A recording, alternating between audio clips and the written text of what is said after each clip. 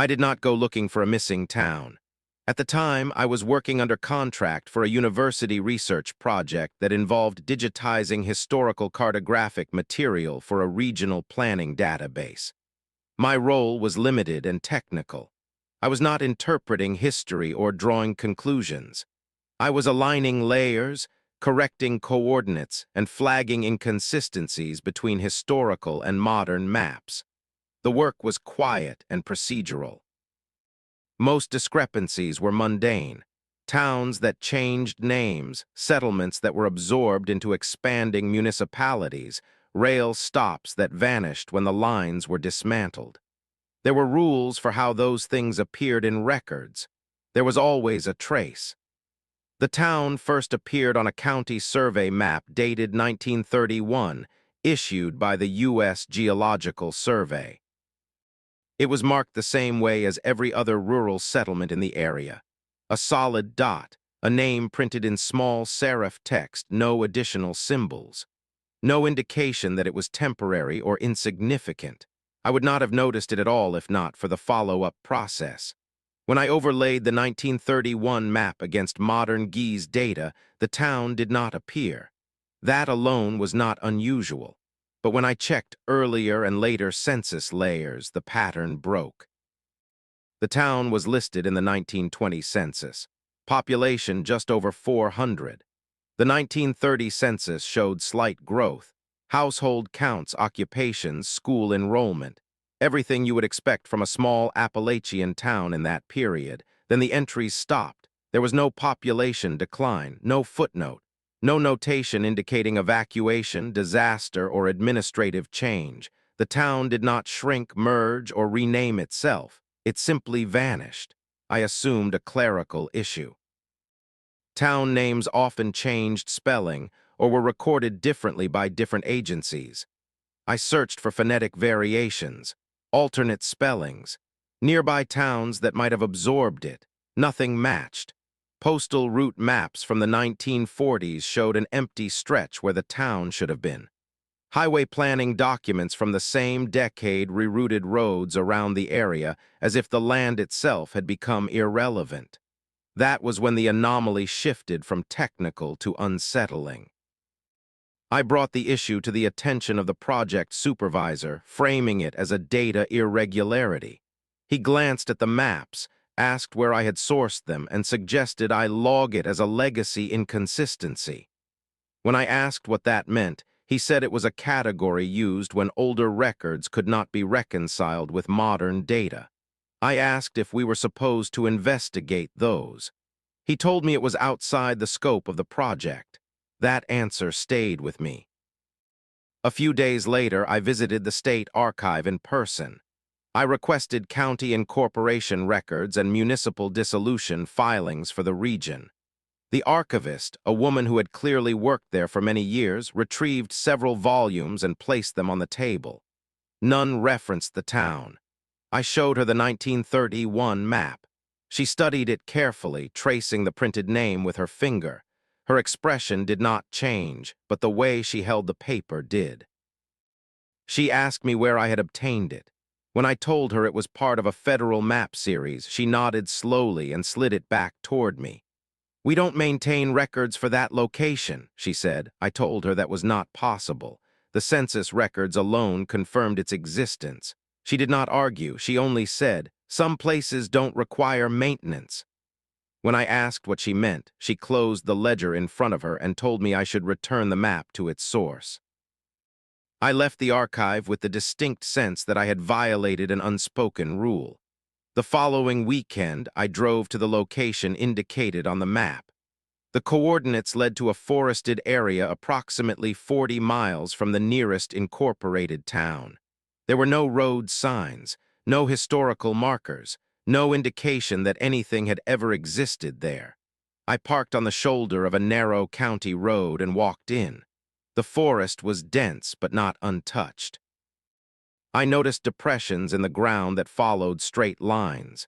Stone fragments partially buried under leaf litter, rusted metal pieces that were too regular to be natural. I found the remains of a foundation, then another. The spacing suggested streets. Someone had built a town here. Back home, I widened my search beyond official government records. Local newspapers, church registries, cemetery records, genealogical databases. These sources are often messy, inconsistent, and incomplete. That is where the town reappeared. An obituary from 1982 mentioned a woman who had been born and raised there. The town name was printed without qualification, as if it were still common knowledge. I contacted the surviving relatives listed in the notice. They remembered the town. They described the schoolhouse, the church, the general store.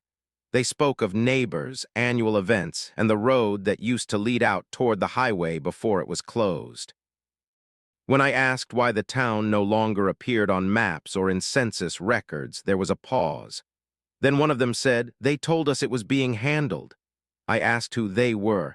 The answer was vague: county officials, federal people, surveyors, no single agency, just authority. Before the conversation ended, I was told something else. "Most of us were advised not to talk about it," they said. "But it's strange you found it now." I asked why. They replied, "Because it was supposed to be gone before you were born." That was when I understood that this was not a forgotten town. It was an erased one. After that conversation, I stopped treating the town as an academic anomaly. I began treating it as an active absence, something maintained rather than forgotten. The distinction mattered. Forgotten things decay naturally. This had been preserved in its removal. I returned to the university database and reviewed my access logs. Every time I had opened a file associated with the region, it had been logged under a generic task code. There were no flags, no alerts. But when I searched for the town name directly in the system, the query returned no results, not even a null response. The system behaved as if the word itself had no referent. I tried searching adjacent fields, coordinates, county parcel numbers, historical road identifiers. In several cases, the system returned partial overlays, roads that began and ended without connecting, land parcels marked as unassigned, census tracts with population data that did not sum correctly. I reported one of these discrepancies through the formal review channel, attaching screenshots and annotations. 2 days later, I received a response. The message was brief. It thanked me for my diligence and informed me that the discrepancy had been resolved. When I checked again, the partial data was gone. The blank space had been smoothed over, corrected in a way that appeared seamless unless you already knew what to look for. That was the first time I understood that someone was still actively editing the past. I requested access to older physical map collections held in the university's off-site storage facility. These were not yet digitized, which meant they existed outside the main database. The request required additional approval, which came through without comment. The storage facility was a converted warehouse with climate control and rows of rolling shelves. I spent an entire afternoon pulling atlases, fire insurance maps, and county plats dating back to the late 19th century. The town appeared inconsistently. On some maps, it was clearly labeled. On others, the space where it should have been was left blank, even when surrounding features were named. A river would be labeled. A ridge would be labeled. The town between them would not. The inconsistencies did not align by date. Some later maps showed it when earlier ones did not. This contradicted every normal pattern of cartographic revision. I began photographing these maps with my phone, careful to include catalog numbers and publication information. I did not upload them anywhere. I did not share them. I simply kept them. That night, I received an email from the university's IT department notifying me of unusual activity associated with my account. The message advised me to ensure that all research materials were handled according to data governance standards. No accusation, no instruction, just a reminder. I started reaching out to county offices directly. Most calls ended quickly. Clerks either could not find the town in their systems or redirected me elsewhere. A few became uncomfortable once I provided dates and map references. One county employee, after placing me on hold for several minutes, returned and told me that older records for that region had been consolidated. When I asked what that meant, she said she wasn't authorized to elaborate. I asked who was. She gave me a phone number that rang without being answered. Through a genealogical database, I located several individuals who listed the town as their place of birth. I contacted them cautiously, framing my questions around family history rather than erasure. Most declined to speak. A few agreed, but only off the record. They told similar stories. They remembered living there. They remembered leaving. None of them remembered an evacuation, a disaster, or an official closure. What they remembered instead was instruction. Meetings, notices, survey teams. People from outside the county asking questions, measuring land, documenting property lines. They remembered being told that services would be relocated, that addresses would change, that certain records would be simplified. One man told me that his family had been advised to update their birth certificates. Not correct them, update them. I asked what reason had been given. He said, "They said it would reduce confusion later." Another woman told me that when her father tried to contest the reassignment of their property records, he was warned that doing so could complicate access to federal benefits. None of them described violence. None of them described threats. What they described was pressure, administrative pressure, the kind that arrives with paperwork and deadlines and consequences that are never fully stated. Over time, people complied. Their mail routes changed. Their addresses were reassigned. Their town name stopped appearing on forms. Eventually, they stopped using it themselves. I asked one of them why they never protested publicly. She said, "Who would we complain to? They already knew we were there." The more I listened, the clearer the pattern became. The town had not been destroyed. It had been administratively dissolved in stages through overlapping jurisdictions and procedural adjustments. It was not removed all at once. It was made inconvenient to remember. I attempted to locate federal documentation authorizing such an action. There should have been something, a mandate, a reclassification, an interagency agreement. I found references instead, internal memos that spoke in abstractions, population normalization, cartographic rationalization, administrative clarity. One document dated 1947 referred to the elimination of non-essential population markers. The town was not named, but the coordinates were unmistakable. I began to realize that the town's removal coincided with a broader effort to standardize census reporting and geographic boundaries in the post-war period. Rural areas that complicated statistical models were adjusted. Some were merged, some were redrawn, and some, it seemed, were erased. What unsettled me most was not the disappearance itself, but the consistency with which everyone involved treated it as reasonable. There was no secrecy in the traditional sense, no classification stamps, no locked vaults, just procedures. The implication was clear. If a place no longer appeared in official systems, then for most practical purposes, it no longer existed. People could remember it, but memory had no standing. I noticed changes in my own work after that. Files that referenced the region became harder to access. Search results returned fewer hits. Some of my earlier annotations disappeared from the system without notification. When I asked the project supervisor about it, he told me that data sets were periodically cleaned to remove redundancies. I asked if my notes had been considered redundant. He said, "Anything that can't be reconciled usually is." I stopped documenting my findings through official channels. I began keeping handwritten notes instead. Dates, names, document IDs.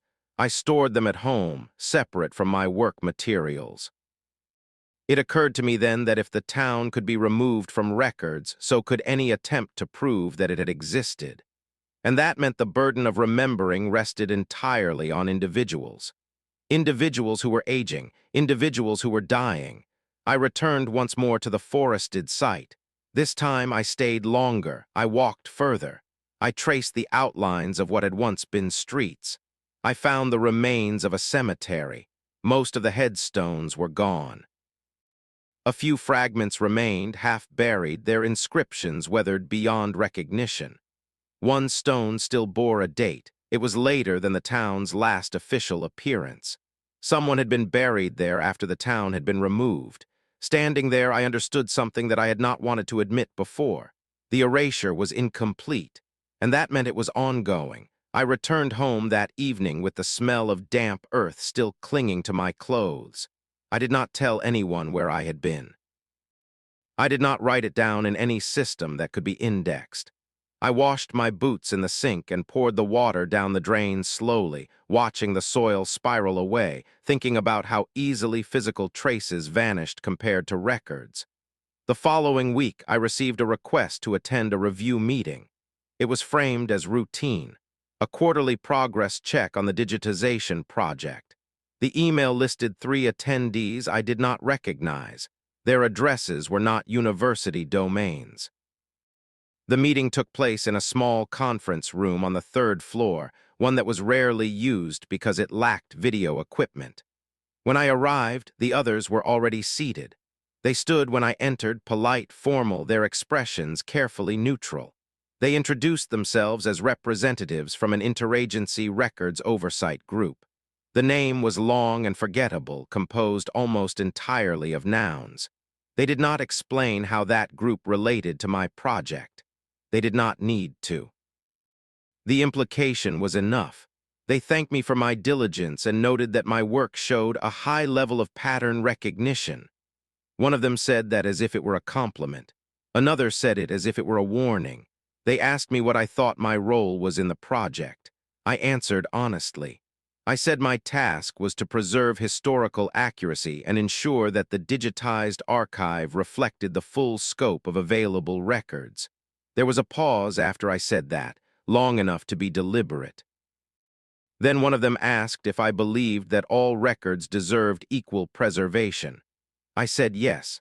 Another pause. They explained calmly and patiently that some records created distortions, that certain data points complicated longitudinal analysis. That consistency over time was more valuable than completeness. They never mentioned the town. They did not have to. One of them slid a folder across the table. Inside were copies of maps I had photographed. The angles were identical. The catalog numbers visible. The dates legible. I asked how they had obtained them. They said they were conducting an internal audit of archival materials that had been improperly duplicated. I pointed out that I had taken those photographs for personal reference. They acknowledged that and said personal reference sometimes conflicted with institutional responsibility. Then they told me something I had not expected. They said the town had been evaluated multiple times over the decades. Each time it had been determined that its continued recognition posed a problem. I asked what kind of problem. They said it created ambiguity. Ambiguity in population models. Ambiguity in land use planning. Ambiguity in jurisdictional authority. I asked why ambiguity mattered so much. One of them leaned forward slightly and said that ambiguity weakened control. He did not raise his voice. He did not smile. He simply stated it as a fact. They explained that the town had been unusual even before its removal. Its population fluctuated irregularly. Birth and death rates did not align with regional norms. Property records showed patterns of inheritance that did not conform to expected family structures. They said this without judgment, as if describing a malfunctioning machine. I asked whether any investigation had been conducted to determine why those patterns existed. They said investigations were not the purpose of the archive. Stability was. I asked what had happened to the people who refused to comply. They said most eventually did. I asked about the ones who didn't. Another pause. Then they told me that resistance was rarely overt, that people who insisted on remaining attached to obsolete identifiers often experienced administrative difficulties. Delays, errors, lost paperwork. Lives became harder to manage. Over time, most people adapted. I asked if anyone had died because of this. They did not answer directly. One of them said that mortality statistics in rural areas were difficult to interpret. Another said that excess deaths were not necessarily attributable to any single cause. I realized then that the truth I was uncovering was not hidden in a dramatic sense. It was not concealed behind locked doors or redacted files. It was buried under language. They told me my work would be reassigned, effective immediately. They said my access credentials would be adjusted to better align with project needs. They advised me to return any personal copies of materials related to the region. They thanked me again for my professionalism. When I left the room, my phone vibrated with a notification that my session had expired. That night, I went through my handwritten notes and organized them chronologically. I realized how fragile they were. Paper could burn, ink could fade, memory could fail. I began reaching out again to the survivors, this time not as a researcher, but as someone trying to preserve testimony. Several did not respond. 2 emails bounced back. 1 number had been disconnected. 1 woman agreed to meet me in person. We sat in a diner near the interstate, a place chosen specifically because it was loud and anonymous. She told me she had been expecting someone like me. She said there were always a few every generation who noticed the gaps. She asked me if I knew why the town had never fully disappeared. I told her about the cemetery. She nodded. She said that births and deaths anchored places in ways maps could not erase, that as long as people continued to be born there, buried there, something remained. I asked why the government hadn't simply removed everyone. She said that would have required explanation. Erasure worked best when it appeared voluntary. She told me something else then, something I had not seen in any document.